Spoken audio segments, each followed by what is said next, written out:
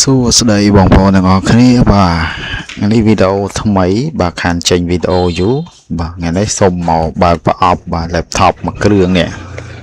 Asus ZenBook បាទនេះលេខកូដដល់បងប្អូនបាទ UX 3405C បាទពណ៌ពណ៌អត់ច្បាស់ចាំមើលខ្ញុំមើល spec សិនព្រោះខ្ញុំ voice over បាទ spec ZenBook នេះគឺជាប្រភេទ laptop ដែល slim ស្រាលហើយកាន់ថ្មនេះ spec វាបងប្អូនបាទពណ៌វា powder blue បាទអេក្រង់14 inch OLED បាទ WQ អី CPU Ultra 9 285H SSD មួយតេបងប្អូន M2 RAM 16GB បាទ Wi-Fi 7 បាទមាន USB 3.2A មាន Type C Bluetooth អីចឹងណាហើយ Windows មកជាមួយម៉ាស៊ីនគឺ Windows 11 Home License keyboard បាទអង់គ្លេសបាទ International មានភ្លើងនៅក្រោម key បាទមិនមែននៅតាមក្រប key ណាបងប្អូនថ្ម4 cell បាទ75 W ម៉ោងបាទឥឡូវយើងបើកប្រអប់បាទណែឃើញស្កុតស៊ីនរបស់ក្រុមហ៊ុនណាបាទបាទឥឡូវយើងយកប្របត្តិមកជាបន្តិចមកបាទ laptop នេះបើបងប្អូនយកទៅរៀនចំពោះអ្នករៀននៅតែត្រឹមគណនេយ្យអីរដ្ឋបាលអីយើងប្រើមួយអែមតែបើខាង IT ខាងអីរៀងស្ទើរហើយដោយសារវាអត់មែនវា RAM ធំ SD ធំតែ graphic វាជាប់ទេអញ្ចឹងណាអញ្ចឹងប្រើបានដូចគ្នាគ្រាន់តែពេលឆ្នាំទី2ទី3ទី4ទៅវារៀងយ៉ាប់បន្តិចបាទតែបើយើងយកប្រភេទ gaming ទៅរៀនខាងហ្នឹងវិញ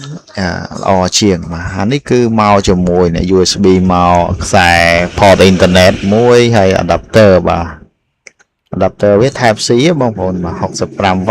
W បាទហើយខាងនេះមានប៊ិចមួយដែរបងប្អូនបាទប៊ិចសម្រាប់ពួកអីអេក្រង់វា touch screen ភ្លេចបញ្ជាក់បងប្អូននេះប៊ិចរបស់វាខ្ញុំអត់បានបើកប្រអប់ឲ្យបងប្អូនមើលទេប៊ិចដោយសារទុកឲ្យភ្ញៀវគាត់ unboxing ខ្លួនឯងខ្ញុំទីទៀតខ្ញុំទាញកតាបស្លៀវគេហៅស្រោមវាទេបងប្អូនបាទហើយពណ៌នេះបងប្អូនមើលពណ៌រៀងទឹកប្រាក់តែគាត់ថាវាជាប្រភេទសាច់កណាត់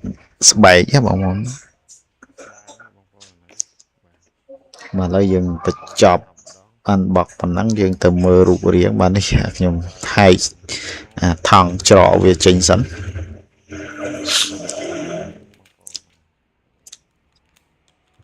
តម្លៃខ្ទង់1300អីទេបងប្អូនបាទតម្លៃថ្លៃគួរសមដែរគ្រាន់តែវាស្បែកក៏រៀងខ្ពស់ដែរអញ្ចឹងណាអេក្រង់ក៏រៀងច្បាស់ល្អគ្រាន់តែអត់មាន VGA ដាច់ទេបាទហើយបងប្អូនមើលខ្នងវាបងប្អូនបាទខ្នងវាមានកលាកាត់អញ្ចឹងបងប្អូនឃើញខ្ញុំផ្អៀងកាមេរ៉ាទៅឃើញឆ្នោតទេបាទឆ្នោតប្រមាណខ្សែហ្នឹងបាទអញ្ចឹងវាធ្វើ line highlight អញ្ចឹងទម្ងន់1គីឡូ2អីទេបងប្អូនស្រាលបាទព្រោះនេះបាទហើយតនេះគឺមានAsus ZenBook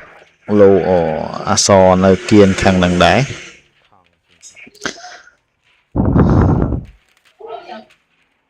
បាទ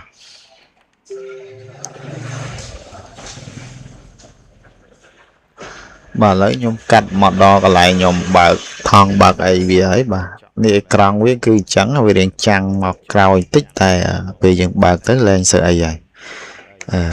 យើងប្រើបានព្រោះវា OLED ផងវា Touch ផងអញ្ចឹងហើយនេះគឺជា logo របស់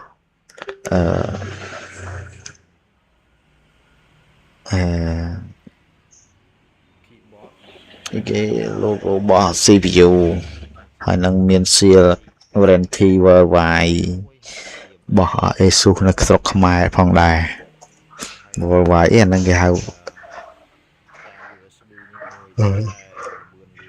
បាទខាងនេះមានតែ port USB មួយទេបាទអានោះកន្លែងបញ្ចេញកម្ដៅវាទេបាទតែខាងស្ដាំមាន port Type C ហើយនឹង HDMI បងប្អូនបាទឥឡូវខ្ញុំចុចបើកដើម្បីធ្វើការ test សិនព្រោះអីយើងត្រូវដាក់ Windows ដាក់កម្មវិធីអីចឹងណា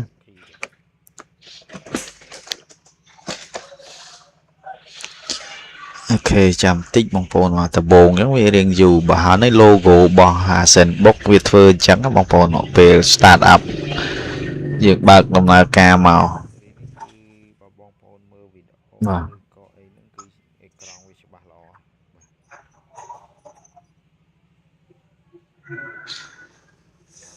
ឃើញភ្លើងលើ keyboard ទេបងប្អូនបាទហ្នឹងភ្លើងពីក្រោម key ទេដូចខ្ញុំប្រាប់បងប្អូនអញ្ចឹងអូខេ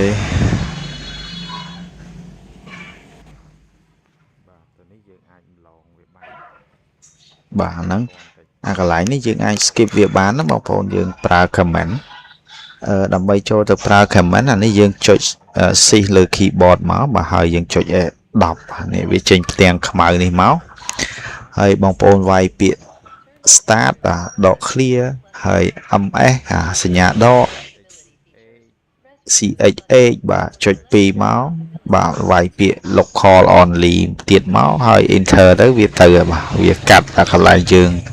រើសភាសារើសអីដើម្បីចូលដល់ Windows បាទអញ្ចឹងទៅនេះយើងដាក់ថា user មួយមក username ហើយយើងចុច enter បន្តទៀតបាទទៅនេះ next មួយទៀតមកអញ្ចឹងវាចំណេញពេលយើងដែរបងប្អូនបាទបាទអញ្ចឹងប៉ុណ្ណឹងបងប្អូនបាទសម្រាប់វីដេអូនេះបាទហើយសង្ឃឹមបងប្អូនចូលចិត្តបាទហើយជួយ subscribe ជួយ like ជួយ share វីដេអូនេះផងបងប្អូនបាទជួយ follow page មួយផងបាទសង្ឃឹមជាប្រយោជន៍សម្រាប់បងប្អូនមើលរូបរាងក៏ដូចជា spec មុនពេលបងប្អូនចង់ទិញ computer laptop អីបាទអរគុណសម្រាប់ការតាមដានបាទហើយនៅក្នុង channel ខ្ញុំក៏មានវីដេអូផ្សេងទៀតដែរបងប្អូនអាចចូលទៅមើលបានបាទជម្រាបលាបងប្អូនជួបខ្ញុំបានវីដេអូក្រោយបាយបាយជួយ support អរគុណសម្រាប់ការតាមដានជួបខ្ញុំបានវីដេអូក្រោយបាយបាយ